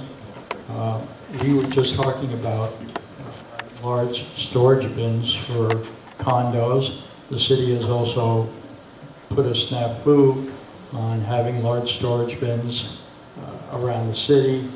We were going to try and possibly change that and have those in key points, maybe in schools, churches, and whatnot. How do you perceive that we might address the security of those bins in that we know that some people are going to make runs on those and take all the food and water. Well, number one, you don't put food and water in them because you've got to restock food and water over X period of time. Number two, the city attorney has said there's liability involved with neighborhood councils because they're volunteers, etc. Screw that. Yeah. The city does have, our EMD person has left, the city does have contracts, as I recall, with 2 companies, major disaster. Those contracts are for those 2 companies outside of Los Angeles to provide food and water even before FEMA gets here. So that means they're supposed to be here within 1 or 2 days. The concept of emergency bins with food and water is something that I don't even think you should consider because of the replacement, because of deterioration, because of everything else. As far as liability, anybody can sue anyone, and they probably will. Okay? Simple as that. There are people already suing PG&E, and it's not been proven that PG&E was the cause of the fires up in Northern California. So there we go. The last question, then we'll get on to meeting next month. This is not a question, just a quick comment. The other way around, having supplies for neighborhood councils through a nonprofit. Yeah, you can give an NPG. We did in Tarzana. We gave money to our community center for the bin, and then gave more money for supplies. But there's no food and water in that bin. There's first responder stuff. Okay, very quickly. You know, there's nothing to stop the city from creating a separate line of authority for neighborhood councils involved in emergency preparedness. And all the rest of it, we're talking about stuff about whether you took the video camera home and kept it. That's I not what we're understand. talking about anymore, and it's about time that we start to make clear that that's what emergency Right. preparedness is about. That's something we'll have to Well, work on. No, I don't disagree with that. okay, well, this is the organization that is empowered to do that. All right, here's a question. No, I don't disagree with that, and that's something to talk to the city clerk and the department about, things of that nature. I know, now NoHo, they were Midtown NoHo. I know NoHo purchased, I think it was 80 FRS radios at one time, but they can't distribute them. They're all in one place, which means everybody's got to get to that one place, so who knows? With dead batteries. Yeah, it's with dead batteries and nobody knows how to use them. Meeting for December. Who can change that rule, by the way? Can Bonk? No, we cannot. We cannot. So, That might have to go all the way through city council. I have no idea. gosh darn. So we Maybe can it's get, time that they we can do get something. started. I can ask staff on Monday to look at that. Well, let's come up with a No, I'm serious. proposal out of this organization. Bob, I can ask staff on Monday at our meeting to please inquire as to how that might be done. Okay? Okay. I'll say that somebody requested that, although they're not at the meeting, and it's a good thought. Could staff inquire? And then we'll ask them to inquire of the city how we could facilitate that. Okay? Get a name. Yeah. Next month, we have the same problem as this month. And the only Saturday open would be the third Saturday, which again,